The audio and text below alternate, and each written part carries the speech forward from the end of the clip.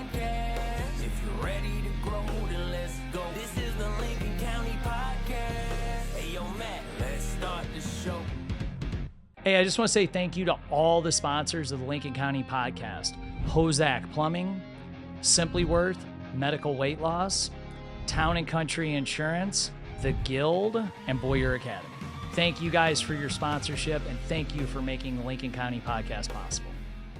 Just want to say thank you to everyone at Boyer Academy. Without the success of Boyer Academy and all the families there, I wouldn't have met all these wonderful people in and around Lincoln County that have came on the Lincoln County Podcast.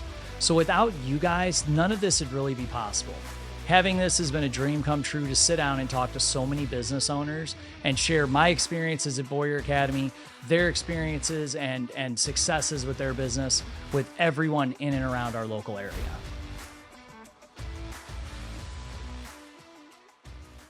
Hey guys, welcome to Lincoln County Podcast. Super excited today. Got a returning guest and just excited to dive into what he does. You know, we talked to him last time about some things. We're going to talk again. And, you know, drop in the comments on these guys and let me know who you want to hear on here. I've reached out to people. We've got a ton of people scheduled, but some people don't think, I don't know, maybe no one wants to hear from them. Let's show them that you want to hear from them. Let me know. That'll give people that confidence and not be afraid of these cameras. So I'm going to turn over my guest to introduce himself, and we're going to get started today.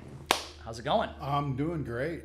Appreciate you having me back. Hey, I was thrilled when I made the suggestion up at the fair this year, and you were like, "Yeah, let's do it." So I'm in. Yeah. You know? So what's your business? Last time you were here with your coaching? Yes. I'm here this time for Lights Out Archery Supply, which is my the archery shop, pro shop that I own in Troy, just outside of Troy, just north towards Millwood there. We specialize basically in just treating people right in the archery world. One of the biggest things that I run into growing up in the archery world, that every shop you went into, you always felt like the new guy at the bar. You always felt like been in places like that. You did not belong until you proved your worth. You know, you were always an idiot. You were always you were never anybody's friend until you frequented there. Yeah. And when we opened up shop, that was one thing I said that will never happen. I wanted to make sure that everybody walked in the door was my friend until proven otherwise. Yes. You know, my dog is always down there. She greets you as soon as you come to the door. She greets you. It's we're very family oriented. We deal anything and everything archery.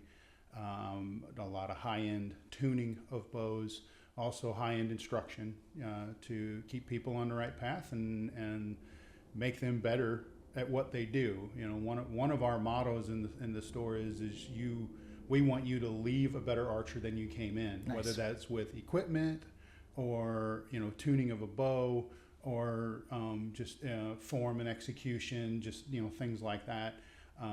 It seems to really, really resonate with people, just being honest. Yeah. And not trying to upsell them all the time. It's, you know, any of these shops you go into, they're always trying to, well, why are you using that? Why you should be shooting this? You should be doing that. Whatever product they're being sponsored by. Yeah, and we're not going to do that. You know, I mean, I deal certain bows and certain equipment.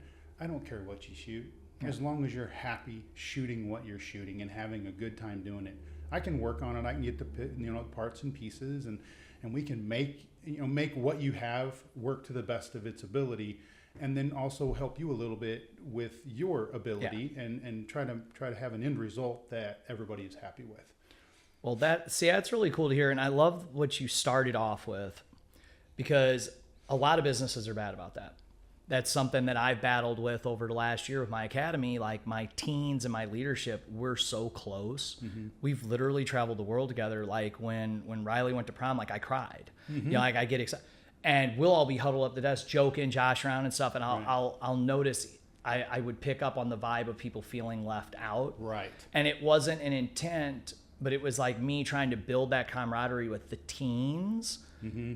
And with something that we've been discussing over the past couple weeks, I'm like, listen, Like, I don't let anyone sit behind the desk anymore. I'm like, we're not going to sit behind the desk. We need to be out here talking to everybody. I was like, Yeah. because they didn't realize it. I did, and I didn't say anything. So I was like, maybe I'm taking it the wrong way. Because I we just be up there messing with each other. That's what we do. Or they're all up there doing homework, helping each other. Well, and if any of the kids need help, but they weren't. Yeah. It's so easy just to fall into that clicky type groove. Yes.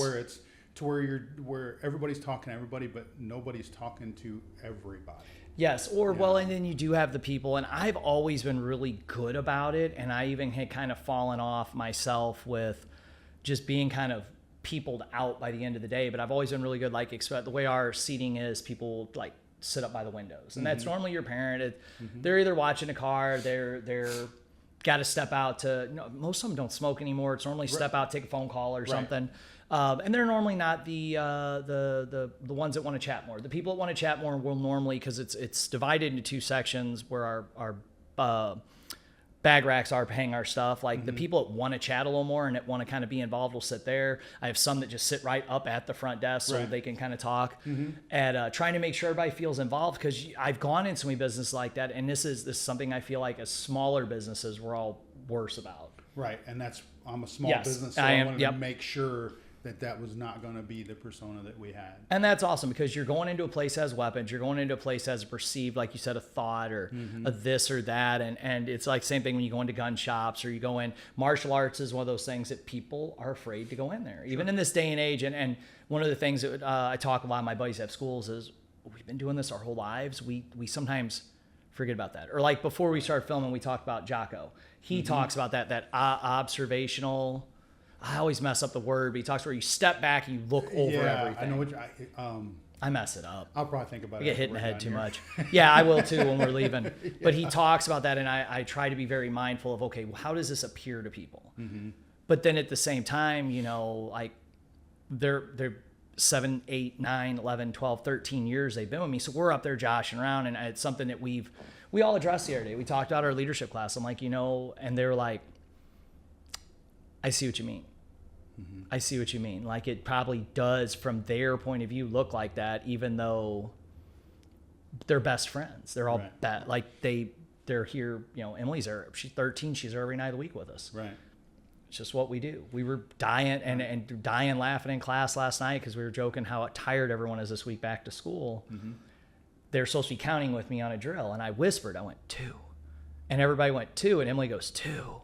I looked at her. She's like, I must be really tired. And we started laughing. I'm like, up, we're giggling again. Okay, get back. Be serious, because that's right. They're like my kids. Right. So that's amazing that you're starting with that, because I think you'll agree, and I think most of our listeners will agree that there's been, since COVID, just such a breakdown of, there's just no customer service anymore. There isn't, and that's one of the big things that's is in the archery. We're doing what we do in the archery piece that we are into with this. Service is key. Yeah. We have more people that come into the shop for service than we do for sales. It's just how it is. Most of the people that come into the shop already own a bow. They already can shoot. They're needing service work done, whether they're needing strings, cables, a tune. They got a problem with it, or they want a new rest put on it, stuff like that. Even they buy a new rest. Well, that's a piece of service, because now we're installing that rest. Yeah. We're making sure it's all on there correct, making sure things are right. We are also one of the only. I might be talking out of turn because I haven't absolutely researched it, but I have never found anybody else in the state or even bordering states that actually will do high-end, what we call broadhead tuning for the hunters, where one portion of, and I know this is kind of getting into some stuff that you're not used to with, as far as the archery world. I'm going to try to change that, by the way. I told my wife you messaged me about that. She's like, oh, here we go. You're getting a new hobby. In the archery, what we try to do is be as accurate as we can. Well, when we throw broadheads, a bladed broadhead on the front of an arrow, it will tend to try to guide the arrow in a different direction unless the bow is tuned well to where the arrow is coming out straight out of the bow. There's a whole lot of things that come involved in that. Spine of the arrow, different things, which is how much flex the arrow has coming out of the bow. All these things can determine direction of the arrow as it comes out of the bow. Well, to take the human element out of the tuning with that, we will do a broadhead tune with what is called a hooter shooter. It's just made by a company, but it's a mechanical shooter. So we put the bow in this mechanical shooter, and I put a laser on the bow, and then we will shoot it at 25, 30, 40 yards, whichever the customer wants us to do it at, and make the broadhead hit the same hole or really, really close as the broadhead, as the field point. So that way we take the human element out of it, which you want to talk about giving customers a confidence that they've never had because they know the bow is right. Yeah. You know, and that, obviously that tune comes with a cost, you know, that's a higher end piece, but there's nobody else that's doing that around us that amazing. I'm aware of. Now there might be somebody step out that watches this and be like, hey, I do that. That's great. Let's get together. Let's talk. Let's you know, let's connect and we'll compare notes. You know, I mean, I nothing I do is top secret. Yeah. You know, I try to do it to the best of my ability. I'm constantly learning, constantly doing different stuff, constantly talking to other people. We go to a lot of tournaments, being on the shooting, the target archery side. So we go to a lot of tournaments. I get to meet a lot of people. I know a lot of the pros that are out there in the world. And we will discuss different stuff and different techniques and different ways, and then we try to implement that. Or hey, it's like now I've just opened up a new base for me to be able to talk to people and whatnot. And luckily, I've been in the industry long enough that pretty much any top person in the industry I can call at a moment's notice. You know, if we're struggling with something, you know, like I know the top guys at the arrow manufacturers and top guys at several of the bow manufacturers and stuff, and these are all like factory staff shooters and whatnot, not like the engineers and whatnot. I've only got a couple people engineer wise. Most of the time they're not real available to talk to, but the pros, they coordinate with the engineers. For sure. It's close. It's a close hit. So if we run into a battle, I'll reach out and we'll discuss it and talk about it and do different stuff and try to figure things out. Not many times that happens anymore. Back years ago when some innovative stuff was kind of coming out and things were a little bit different and people were trying to learn what it took to make those right, was more around that time. I find people coming to me more and asking me questions more because they're getting into this it's kind of nice to have that rapport with people. To have that network, that's there's no value can be placed on something like that. When you can start pulling from minds, you know, that are 30-year veterans and you're pulling from multiples of that. I mean, it's just amazing what somebody will spit out and it's like, oh, I wasn't even thinking that. That's you're spot on, man. I appreciate it. And it was literally a 2-minute phone call. You know? Well, and those conversations are so valuable to be humble enough to make them. Yes. I find so many people, I had to write a paper yesterday on like what I want a black belt at the academy to look like. And my biggest takeaway, it wasn't anything physical. And they have to be able to apply the techniques, but it's understanding what they're doing, having an opening mind. You know, it was not being like in a polite way. It's not being that obnoxious person on the mat. So it's like, you don't know this, like, right. And they're normally, those people are normally so full of it or so, you know, just stupid. It blows you away because they're normally wrong. That's why they act that way. But also you as a coach or as a professional in business, being open-minded enough to reach out to those people. I've had people ask me questions and we'll work on something. I'm like, I don't know. And I've had people make comments like, so you let your student go work with this person?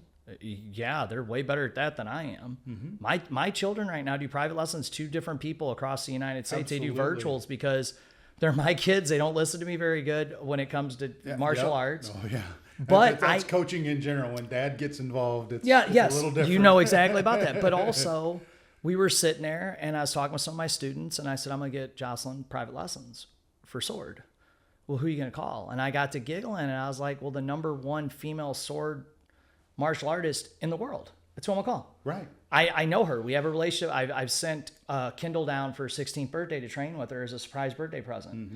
Mm-hmm. Because she's my instructor. It was so cool too because Caitlin jumped on And we did a Zoom. I was like watching Kendall, like, you better work hard. You never know who's watching you. And she's like, what are you up to? And I turned my phone around and her idol's on the phone. She's like, nice. But they're like, who are you going to call? I was like, well, Caitlin, she's the best.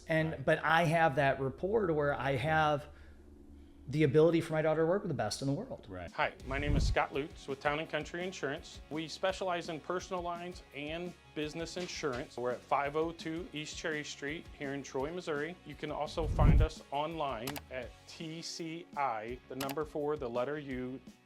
We would love to earn your business.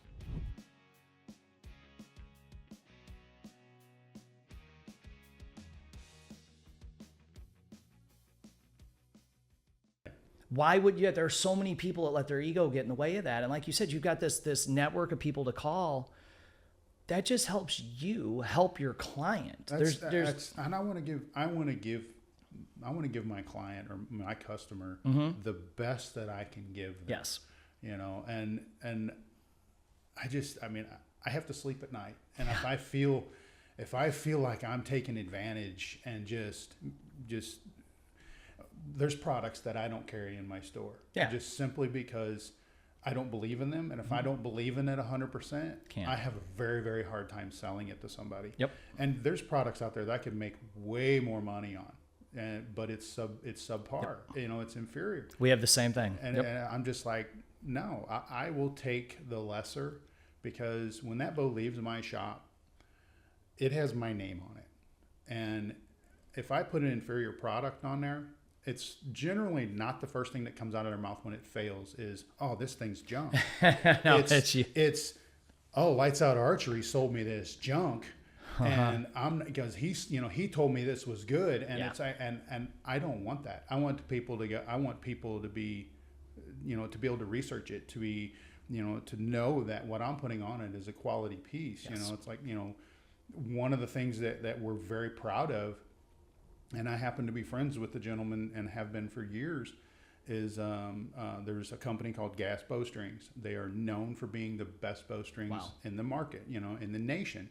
And you can Google that, and that gives people peace of mind when they come in and say, hey man, I need a string cable set on my bow. Well, that's kind of like one of the major maintenance components that have to be put on a bow every so many years, depending on how much you shoot it, take care of it, But when I'm able to tell them, hey, we use nothing but gas bowstrings, and they go, oh, I've never heard of them. I'm like, here, Google it. Yeah. And I'll hand them a tablet or whatever. And I'm like, here you go, Google it.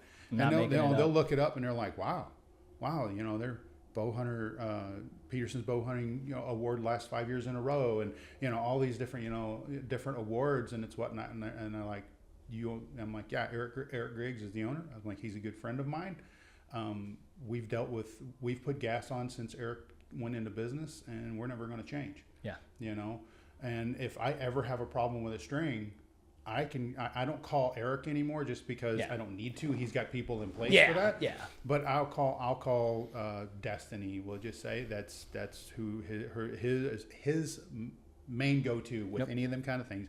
If I have a problem, which anybody who makes the amount of stuff they do are going to have problems from here. Oh, you're going to get get something. And it's basically just like, hey, this knot doesn't look right or whatever. It's a bam. We'll get you another one in the works. Go ahead and put this one on the bow. It's nothing's gonna be wrong with it, but tell your customer you got another one on the way, and at least they can have it. And I mean that's the kind of people that I work with. It's like when I call these companies and I need to order a bow, or I need to order arrows, or I need to order anything, it's not, hi, this is store number 2765, whatever. Usually they answer the phone and go, what's up, Garrett? How's it going? What do you need today? And that is something I think our country's getting back to. I hope so. I enjoy that piece. I talked to someone about that the other day. One of the coaches I work with, we were discussing, like, with First Form supplements, I'll order 3 t-shirts. I'll get 4 t-shirts, a shaker cup, a personal note, a photo, a thank you. And if you look at it, it's one of their First Form athletes. You can click on it and they'll and you follow them. Like I've DM'd them before and been like, hey, it really meant a lot. Thank you. And they're super friendly. Like Right.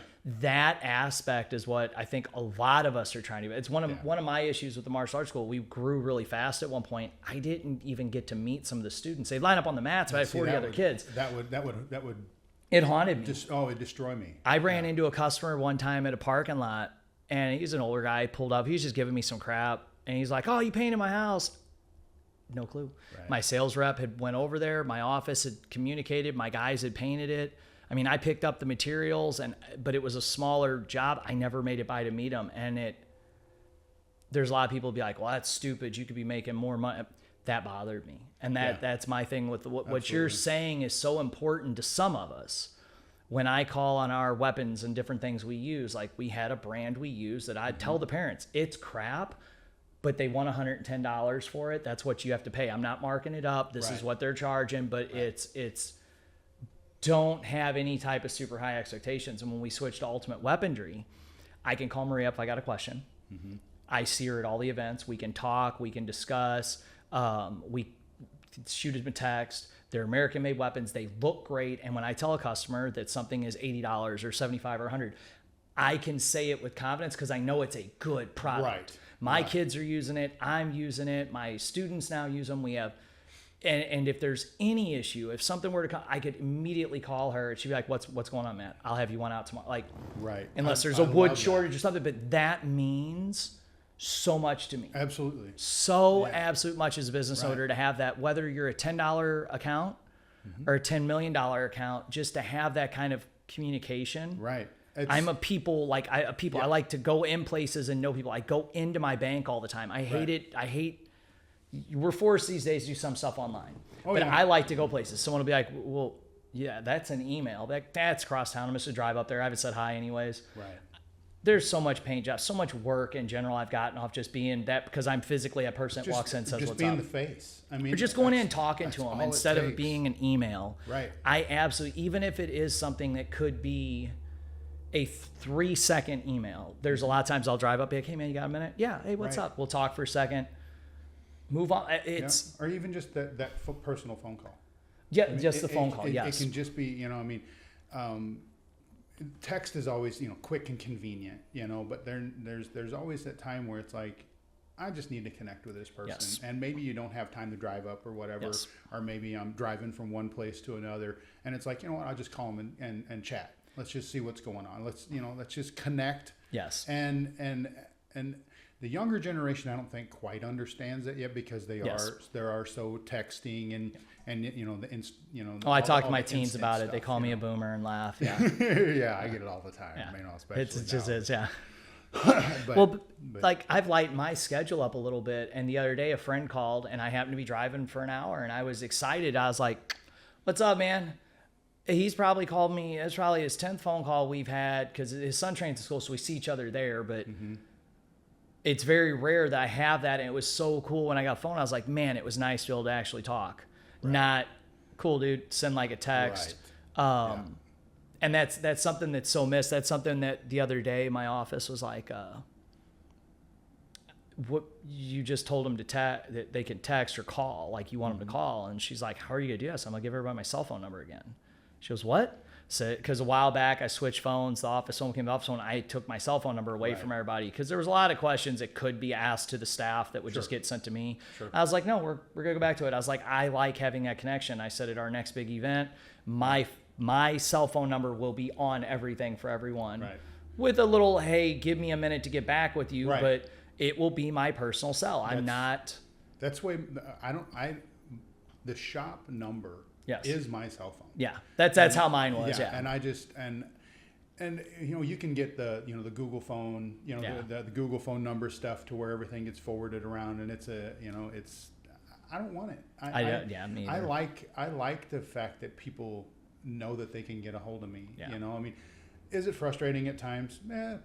Yeah, but I don't have to answer the phone call. No. I can let it go to voicemail.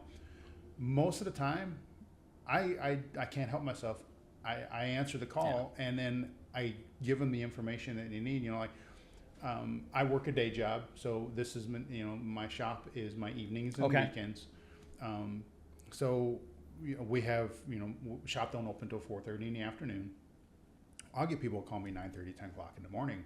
And it's just because they will go to like a manufacturer's page, and I'll be listed as one of their dealers. Yeah. Well, it doesn't take them to the Google business page that has my hours on it. They just go down. Well, they don't really read those anyways. Yeah, they just call the number. Exactly. Yeah, they don't go through and see if you're open or closed. But they call the number, and they're like, because generally if it's off hours, I don't answer the phone. Yeah. Lights Out Archery, I just answered hello, and they'll be is this Lights Out? I'm like, yes, it is. We're not open right now, but how can I help you? And then first, they kind of get a little hesitant. And it's like, no, man, it's all good. If I had a chance to answer the phone, then I'm good. And we're good. If I didn't answer the phone, just leave me a voicemail, and I'm always going to call you back. And it's amazing how you can just feel the tension in the phone just kind of go away, because it's like, this guy's real. He's not just a business guy who is. They're not getting an automated line. Exactly.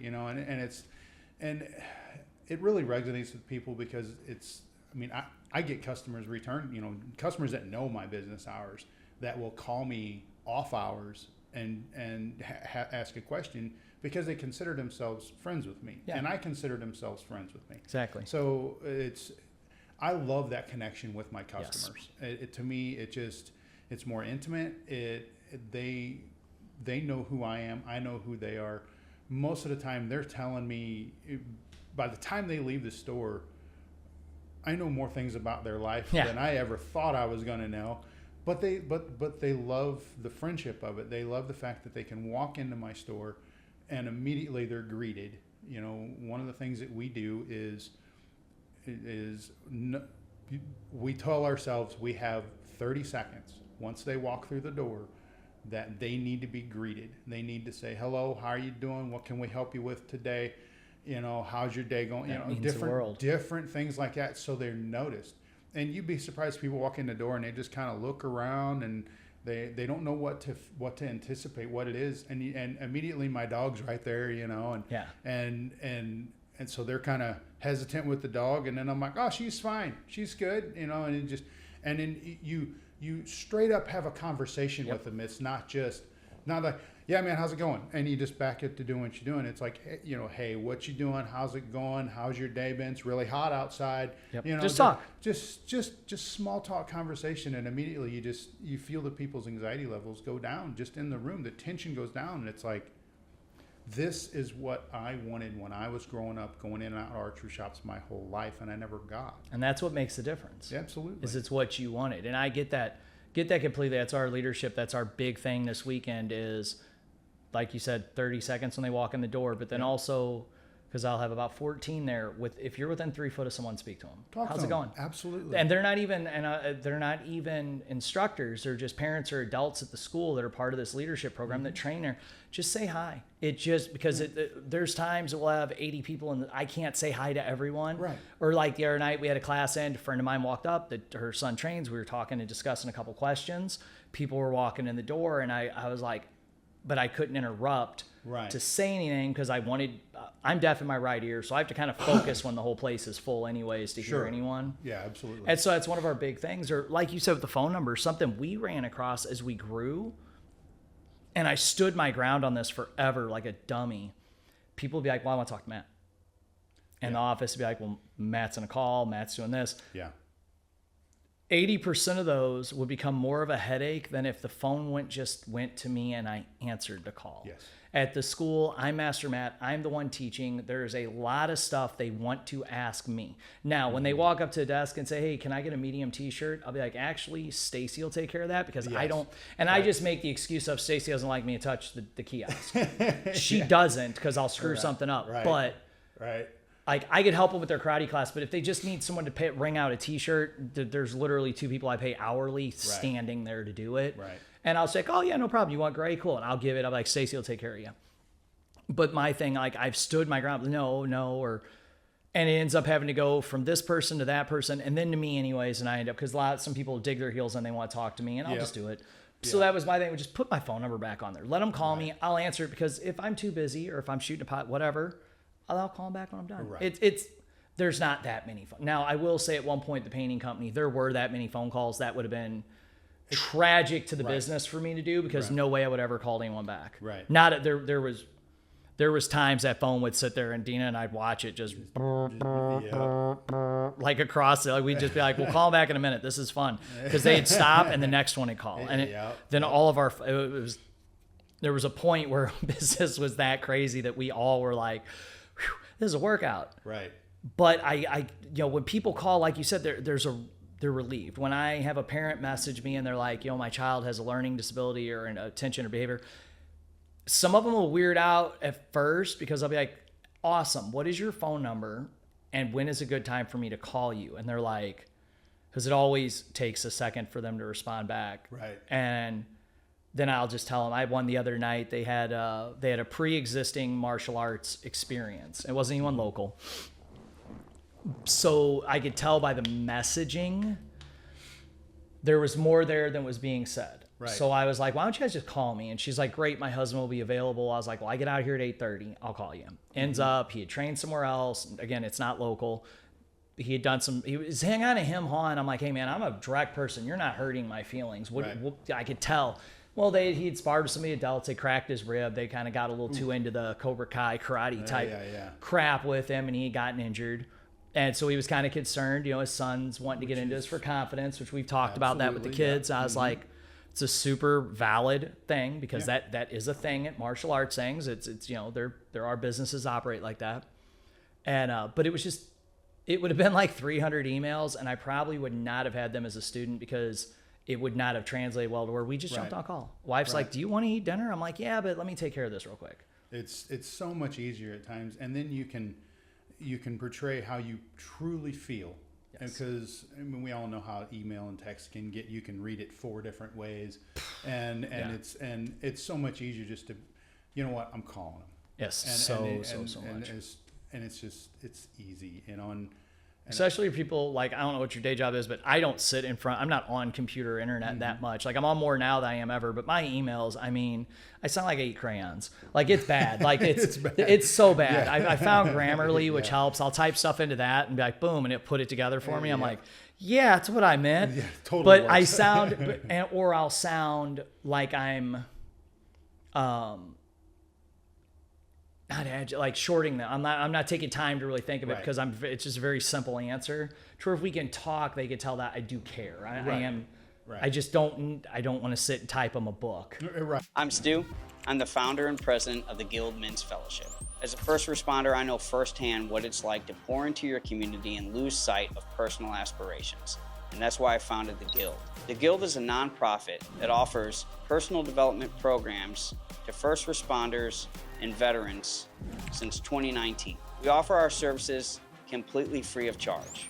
Peer support, critical incident stress debriefing, our flagship program, Stations Immersion Camp, and one-on-one coaching is accessible by people who apply and are approved through our website. Like all nonprofits, we need people and funding. And one of the ways that we've come up with to solve the funding issue is to take our curriculum and put it into modules that are teachable to your organization or agency.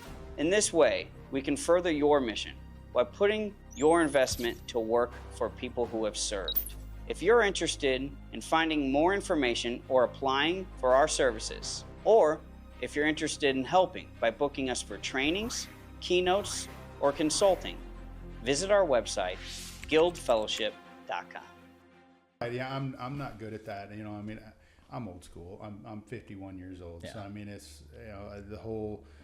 I'm good at the texting thing, just because I got kids. It's pretty much a necessity, and and all that. And we actually use texting within the business. Yes. Like when we have bows done, we get people need to come get their stuff, whatever. It's all done. It's ready to go.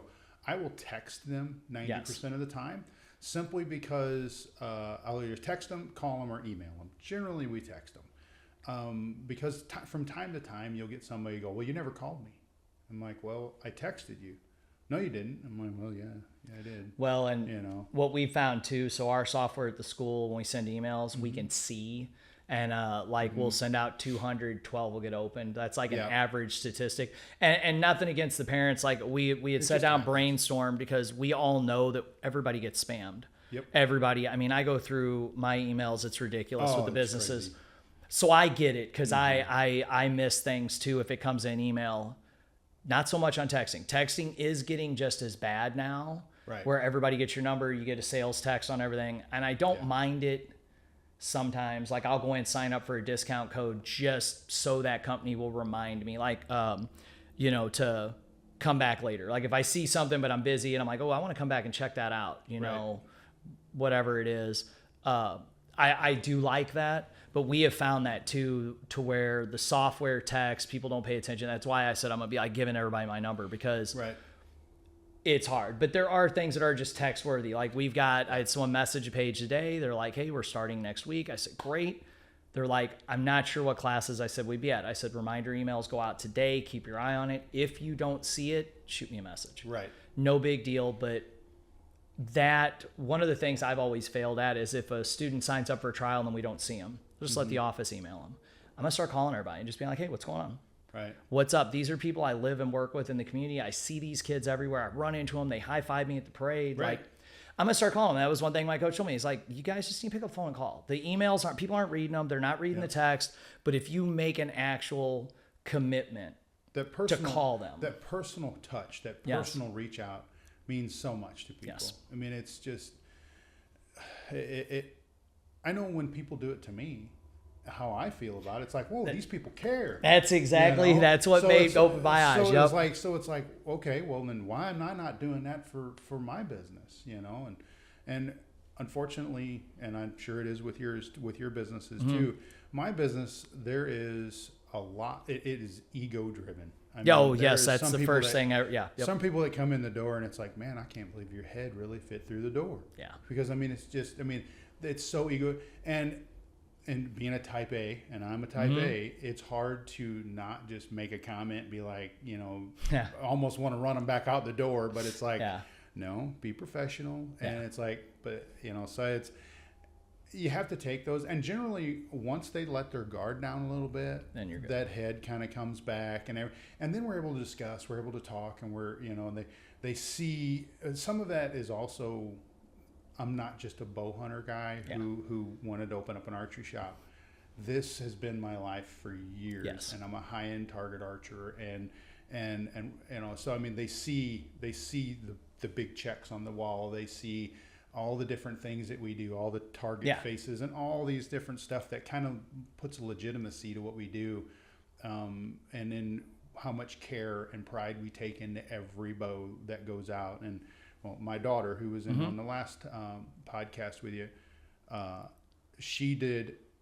Well, she's in college right now. Yeah, you guys just she did all of our custom arrow building and fletching and everything. Oh, cool. And it was kind of crazy because when everybody found out, because I put a big post on my business page of stuff, Addison's, down in college and shooting for Montevallo, and people started reaching out to me either on that post or texting me or calling me and this and that. And they're like, hey, I need new arrows, but I think I'm going to wait until Addison gets back for summer because I'm going to have her build me another dozen. And I'm Sweet. like, that's awesome. That's really cool. And I passed that on to her because she takes a ton of pride in what she's doing, And so she thinks it's awesome. I think it's awesome. And that just, that to me resonates to our customer base, is that they are family to us. Yeah.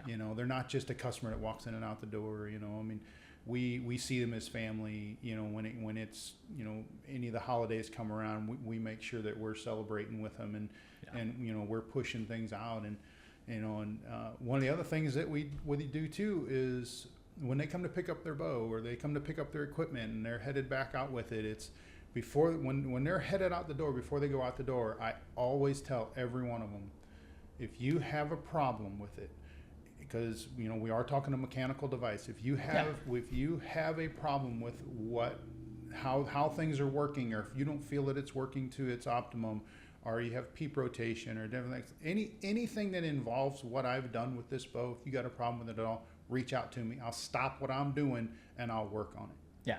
It's not that, hey, I'll bring it back by, I'll put it back in line and you'll have it in a couple weeks when I get it. No. And I have only had to do that a couple times, and the customer that I was working on his stuff completely understood and was like, was almost happy that I stopped working on his stuff to work on this other guy's stuff. That's awesome. Because he understood that this was the way it works, because I would do the same for him. You would do, if roles were reversed, you'd absolutely. do the same. Yep. And he was like, oh, dude, yeah, absolutely, man. And all it was a little peep rotation thing. It was no big deal. But it was, as soon as, this guy walked in, because he called me and said, hey, I got some peep rotation going on. And I said, yeah, man, come on in. Just as soon as you come in, I'll stop what I'm doing, and we'll fix it, and you can be back out the door.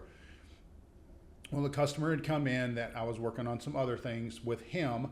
And I told him, I said, there's going to be a customer come in. He's got some peep rotation. I told him when he comes in, I'm going to work on his stuff real quick. He's like, yeah, no problem. Well, but that's the biggest thing right there, though, the communication. Absolutely. So many people, there's been so many issues I've run into in business to where even back when I was a manager at Jiffy Lube, I remember being under a car one time, told the assistant manager, I was like, hey, let him know. I pulled the drain plug out. It was on a Mazda Miata. It's metal to aluminum. I'm having an issue. I'm trying to get fixed so he doesn't have a leak without having to tap this and make it into a big ordeal. Right. They went in and told him that I was waiting on a filter or something. They went in and made some BS up. Right. So then when the guy come back to the shop, like, shoot, I don't remember now if it's a couple days later, a guy come back, starts screaming at me. I was just blown away, and I got super defensive because I'm like, man, I was very honest about what I was doing. I didn't know the assistant went in and lied to him. And I was very upset because I literally said, say X, Y, and Z, because I was downstairs. I was covered in oil. Right. And I was trying to fix it. Ended up becoming a huge problem because that one person. Problem. And I've had that before where I'm like, hey, email this customer. I'll tell the foreman. I'll tell someone, hey, say this. Let them know, and we'll get it taken care of. And they'll blow it off, or they'll phrase it, be like, yeah, Matt said it'll be fine, instead of explaining, hey, this is what's going on. Whereas when I was on job sites all the time painting, or I'm the only one teaching, there's things we discussed at one of the coachings are like, if you're having trouble with a student, look at mom and dad, be like, hey, they having a rough day today? Yeah, they had a rough one. Oh, yeah, okay, cool. Communicate. Don't just stand there and ignore them and then because that takes 99% of your headaches out of it. Absolutely. By you looking at that guy going, hey, I had someone call, because that's exactly what I would have done. I'd be like, hey, just FYI, I'm going to start on this, but someone called. Right. I may have to jump over here for a second. Most people will be like, yeah, whatever. I've been in that situation where I'm the customer, and I'm like, yeah, whatever, man, go for it. Yeah, absolutely, because I want that for me. But if you just went like, okay, hold, and you walked over and did that, that person's like, well, what are we doing here? Right, yeah, because now they have it's idea. awkward. You're working on my stuff. Why are you now? What was this guy more important? I mean, it's but yeah, you just brief them and be like, hey man, this is part of the service that we have, and won't take me but a minute. Yeah, and it gives that person now, it's twofold, because now multiple, because you diffused anything that could happen. Absolutely. It's transparent, taking care of this one, and now this customer, 90% of people that would be that customer would be like, wow, that's really cool. Absolutely. Awesome.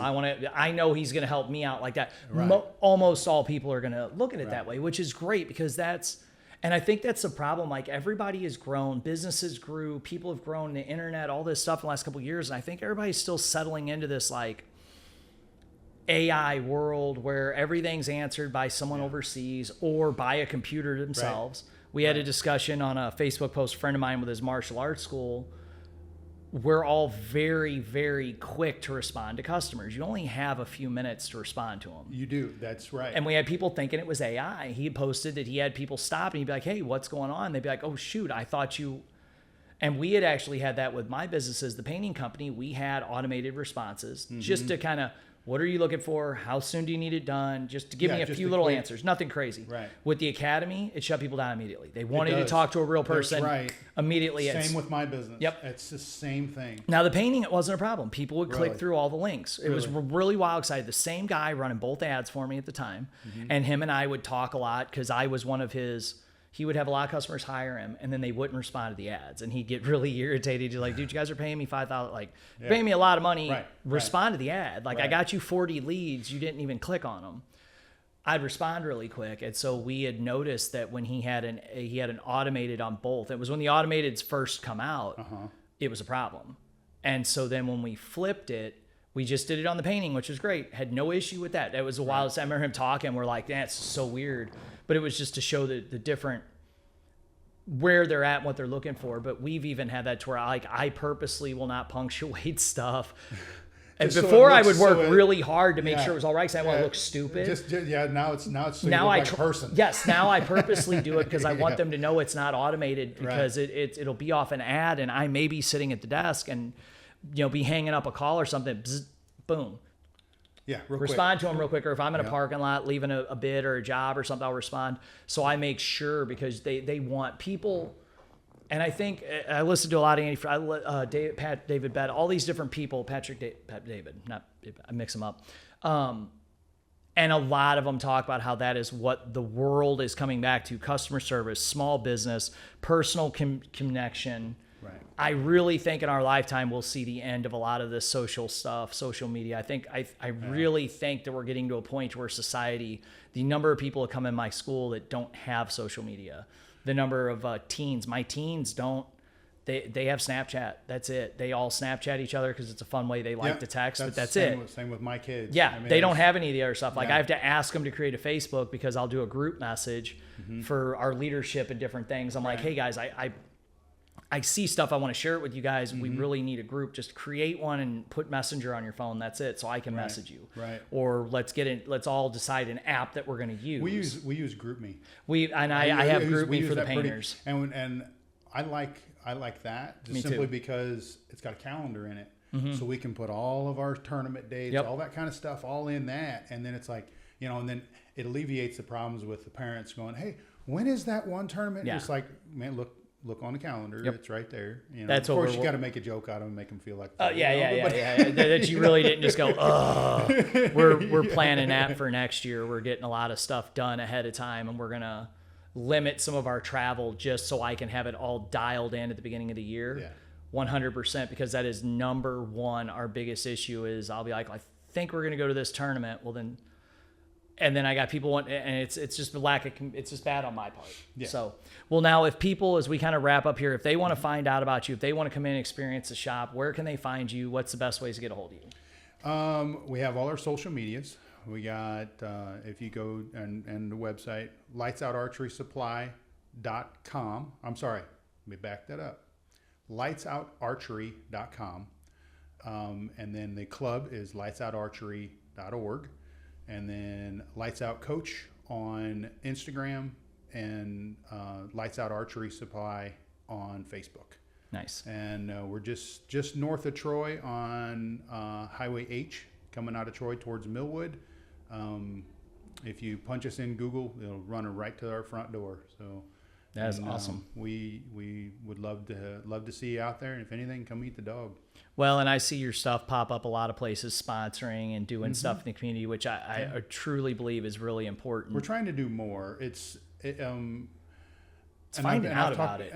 That is the honest. Like I reached out to you over the weekend. It was like, I didn't even know. No, so that's a big one. Is I want to do so much more, but finding out about it is, I just tell people before it's happening, reach out to me. I talked to a school district yesterday. They were asking me about some shoes. I'm like, you just got to DM me. If you got a teacher that needs something, you just got to message me. I'm not psychic. And I'm like, when I get on social media, I'm responding to my stuff and managing my businesses. I'm not really reading what is put up sometimes. But if, like, I had my message the other day, stopped in, got a sponsor check for a cruise that's coming up. We're sponsoring a 5K. Like, all they gotta do is let me know. It's just, I just don't know, and I don't know if they even need sponsors. Like, you just shoot a DM. So that's the thing too. If you just, I think sometimes people just post it and think that's good enough, and they're like, oh, nobody wanted to support it. It's like, man, we might not even seen it. It's tough, and that's the networking end of it. Once the networking starts rolling, then it's rolling. But getting that ball rolling, on my end, it seems to be taking a little bit, and I want to do so much more, and I'm going to do. More. And I've been It's just finding out about it. That's awesome. Like I want to be more involved in chamber. I want to be more involved in Rotary. Just all the different things. Like I'm already Well, anytime you want to go to Rotary, I haven't been in like 6 months, but I need to go. We can go up there. You be my guest. That's fine. We'll do that. I need to go up and pay my dues anyways. I sponsored fireworks this weekend, and then we just changed part of my schedule around. So I talked to Travis Owen the other day. I was like, I'll be back in Rotary next week. I was like, my coaching calls flip flop, so I'm free in the afternoon again. So. But yeah, anytime you want to go, you can go with me. We'll go absolutely. up there. It's great. So yeah. Awesome. Well, hey, thank you guys for tuning in. Check out everything that Lights Out Archery's got going, man. It's just the more people that you guys meet on here and see how many people care about this community, it is so important. Because without small businesses in the community doing the things, and without the great people of this community, supporting them, we wouldn't have it. And that's what, when I talk to friends out of state and different things, that's what's so special about Lincoln County. So thank you, Lincoln County. Thank you for your podcast. Thank you for coming on again. I and appreciate just you having me. Like and support everybody on here.